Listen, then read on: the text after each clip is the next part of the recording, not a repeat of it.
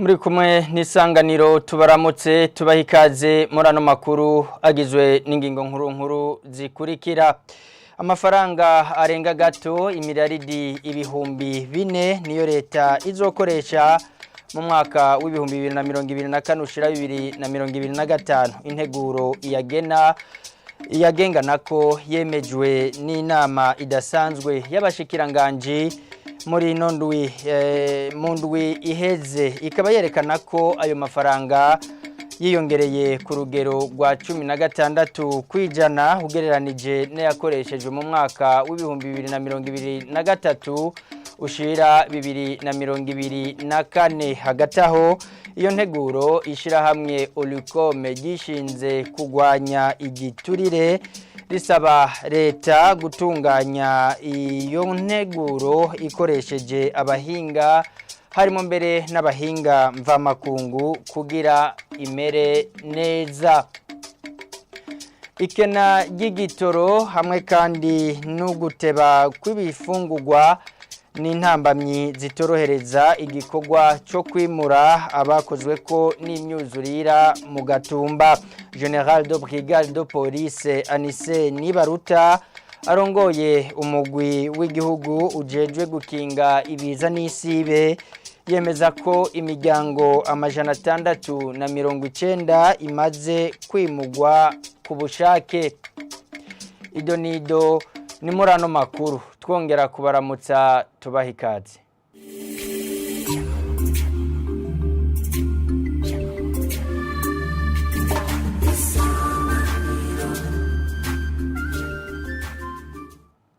Tubaramutse ubugira kandi tubahe n'ikaze muri ano makuru. Amafaranga arenga gato imiliyaridi ibihumbi 4,397 niyo leta izokoresha mu mwaka w'ibihumbi 2024 ushira 2025. Igihengeri kirenga gato imiliyaridi 456 biri mu nteguro y'amafaranga azokoreshwa muri uwo mwaka wa 2024 ushira 2025 yemejwe n'inama nshikiranganji idasanzwe yakoranye kuwa 30 Rusama. Mu cegeranyo Jerome Niyonzima umunyamabanga mukuru wa leta akaba mbere n'umuvugizi wayo asigura ko ayazinjira hamwe n'ayazosohoka yiyongereye ku rugero rurenga ku 16 kwijana. Itegurwa ry'amafaranga leta izokoresha mu mwaka w'ibihumbi 2024 ushira 2025 rije rikurikirana n'ishirwa mu ngiro ry'impinduka ziri mu ikoreshwa ry'amafaranga ya leta rifatiye ku bikorwa bitekanijwe no mu gushiraho ibitabo ntunganyamigambi bishasha. Iyi nteguro y'amafaranga leta izokoresha mu mwaka w'ibihumbi 2024 ushira 2025 amafaranga azinjira mu kigega ca leta azobarenga gato imiliyaridi ibihumbi 3,941 aho mu mwaka wa 2023 ushira 2024 yarenga gato imiliyaridi ibihumbi 3,371. Ukuvuga ko yiyongera ku bice 16 n'ivy'ijana 89. Amafaranga leta izokenera gukoresha yose hamwe arenga gato imiliyaridi ibihumbi 4,397 mu gihe mu mwaka wa 2023 ushira 2024 hari hakoreshejwe yarenga gato imiliyaridi ibihumbi 3,780. ni ukuvuga ko yiyongereye ku rugero rw'ibice 16 n'ivy'ijana 30. Igihengeri kirenga gato imiliyaridi 456 mu gihe mu mwaka wa 2023 ushira 2024 carenga gato imiliyaridi 426. Ivyo navyo bikaba vyatumwe nuko imitahe leta izoshira mu bisata bituma ubutunzi bw'isununura mu nyubako rusangi no mwishirwa mu ngiro ry'umugambi wo kugabanura ubusumbasumbane ku mishahara y'abakozi. Inama nshikiranganji imaze guca hirya no hino iyo nteguro yarayemeje. Mu vyo yashikirije mu kuyunganira hakaba harimo ibi bikurikira. Ubwa mbere, ubushikiranganje bwose bwo gukurikiranira hafi bisata bikijukira kwinjiza amafaranga kugira ngo ikigega ca leta kibomboke. Bwa kabiri, kuvyerekeye uturusho dutangwa mu kwinjiza ibidandazwa, hoshingwa igiciro ntarengwa tutibagiye no ku miduga yo gutemberamwo. Ubwa gatatu, hobaho gukuraho akarusho gahora gakoreshwa gahabwa abinjiza umwambiro bita ethanol mu gukora inzoga ziboreza. Ubwa kane, abakozi ba leta bose baronse imishahara biciye mu busuma basabwa kuba bayisubije kugeza kwigenekerezo rya mbere mu kakaro umwaka wa 2024. Bitagenze uko bazoyakwe ku nguvu bongere bacibwe n'ihadabu ringana n'ayo mafaranga nyene bahawe, no kuvuga ibice 100%. Ubwa gatanu, hotekanywa amafaranga agenewe imishahara y'abigisha bashasha n'akabazo barenga gato imiliyaridi 2. Iyo nama nshikiranganji idasanzwe yaremeje kandi umugambi wo guteza imbere inyigisho n'amagara y'abantu, uwo nawo ukaba uzofatwa mu mugongo ni banki y'isi yose ku miliyaridi 230 z'amadolari y'abanyamerika. N'ubunyene Jerome Niyonzima n'umunyamabanga mukuru akaba n'umuvugizi wa leta. Umugambi wo guteza imbere inyigisho n'amagara y'abantu kugira ngo umuntu abe umutahe mu iterambere ry'igihugu washikirijwe nawe nyene n'umushikiranganje w'ikigega ca leta, ubutunzi no gutunganya imigambi. Uwo mugambi uzofatwa mu mugongo ni banki y'isi yose ku miliyoni 230 z'amadolari y'abanyamerika.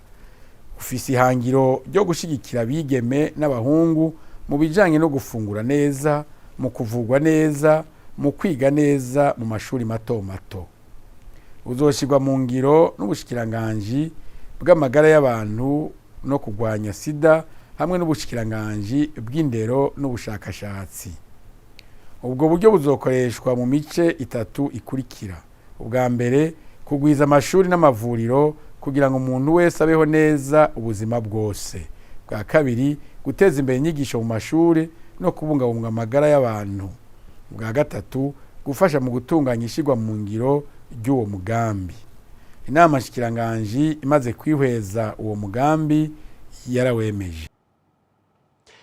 Ngo integuro y'itegeko rero rigenga amafaranga leta izokoresha mu mwaka w'ibihumbi 2024 ushira 2025 ngo mu byo ikwiye kwisunga harimwo ingene ayo mafaranga yokoreshwa mu gutora umuti w'ibibazo bihanze igihugu nk'ubukene bw'igitoro.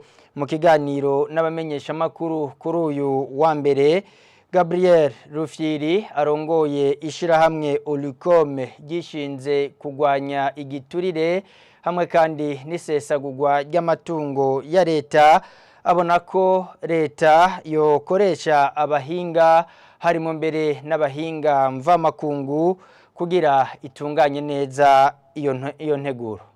Amafaranga yose leta iba yashize muri tegeko atezwa kuba afise umugambi aje kurangura.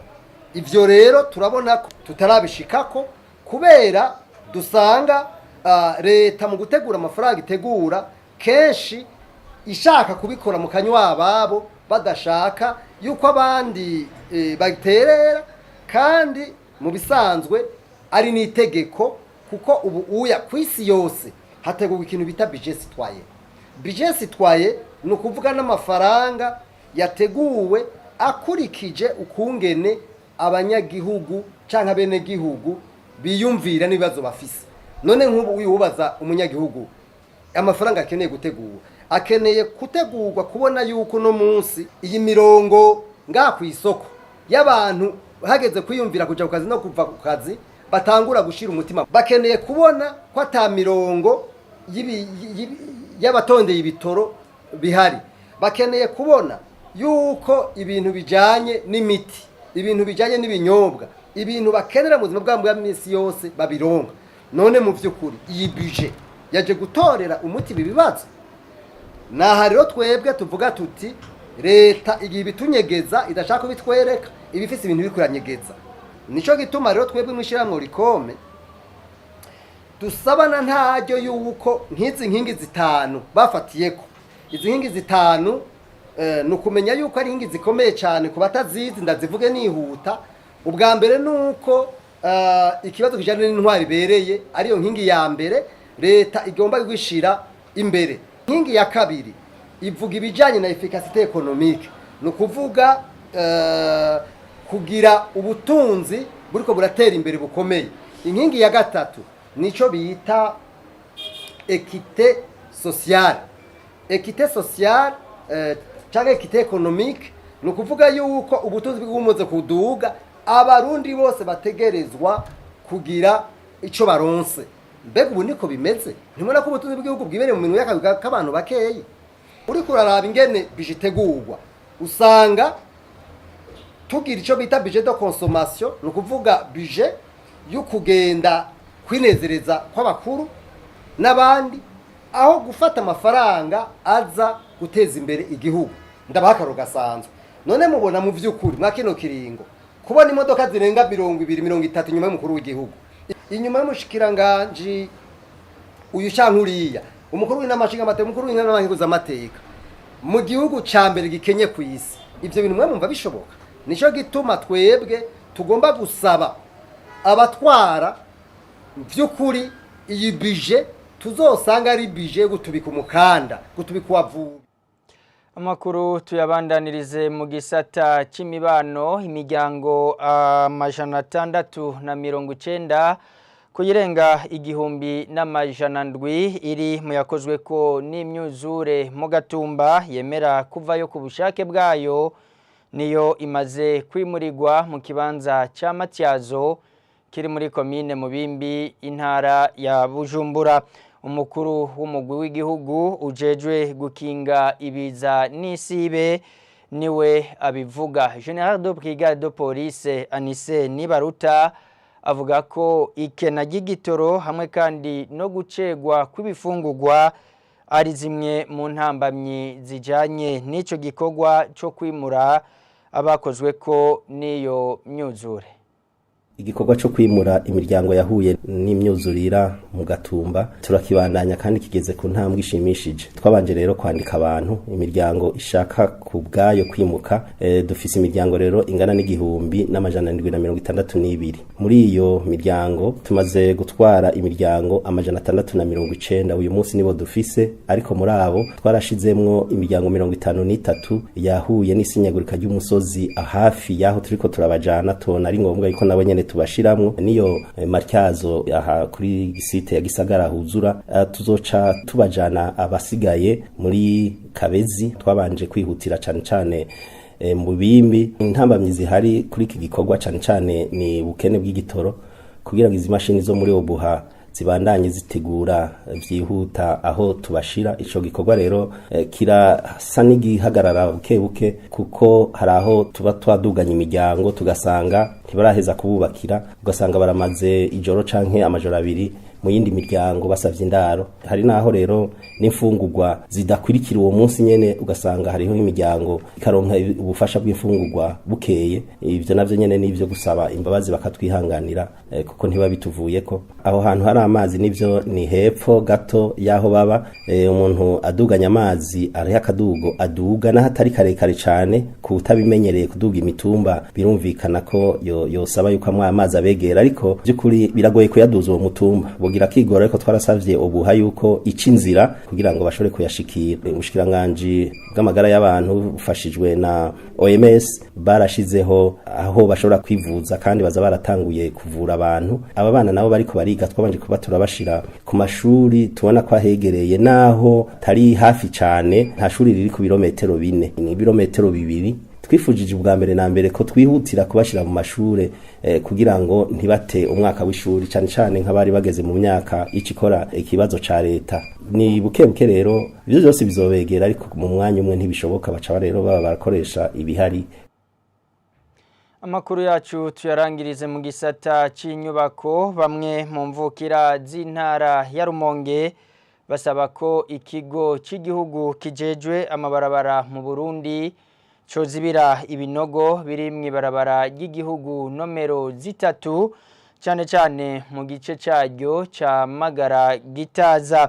Ni mu nyuma yaho buramatari w'intara ya Rumonge abamenyeshereje ku mugaragaro ko ibikorwa byo kurisanura bimaze igihe byarahagaze.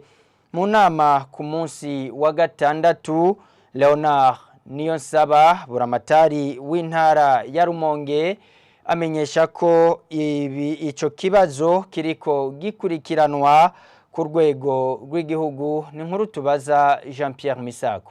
Mu gice cyaryo ca Rumonge Gitaza ibikorwa byo gusanura ibarabara ry'igihugu nimero 3 vyarahagaze haraheze ukwezi kurenga, nayo mu gice ca Rumonge Nyanzarake ciryo barabara nyene ibikorwa birabandanya ariko ku murindi udashemeye nkuko Leonard Niyonsaba buramatari w'intara ya Rumonge abishikiriza, avuga ku rugero imigambi mikuru irabiyo ntara ruriko. Ni muri ico gice ibikorwa vyahagaze, bamwe mu mvukira z'iyo ntara basaba ko hokogwa utwigoro tudasanzwe kugira ngo ibinogo binini byimburutse muri iryo barabara cyane hagati ya Magara na Gitaza bizibigwe kugira ngo n'uruja n'uruza rugorana muri ico gice gorohe mu kurindira ko ibikorwa byo gusanura ico gice bisubira kubandanya. Buramatari w'intara ya Rumonge yemera gushikana ico gisabo kuba bijejwe, amenyesha ko kazoza kuwo mugambi wari kurarangurwa n'amashirahamwe Sojeya Satome na Jetra kariko karigirwa ku rwego rw'igihugu. Mu rugendo rwiwe mu Rumonge mu ntango za Ruhuhuma uyu mwaka turimwo, umushikiranganje w'inyubako ibikoresho vya leta n'uburaro rusangi akaba yari yamenyesheje ko kubwiwe ayo mashirahamwe adakwiye kongerwa amafaranga yariko arasaba, ahubwo ko ari ugusubiramwo amasezerano yayahuza na leta, bibaye ngombwa ahagarikwe, ariko ko ikigo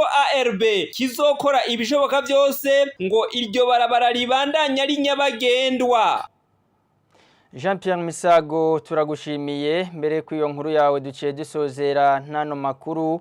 Mwakoze mwese mwari kumwe natwe, mubandanye mukurikira ibiganiro vya televiziyo Isanganiro.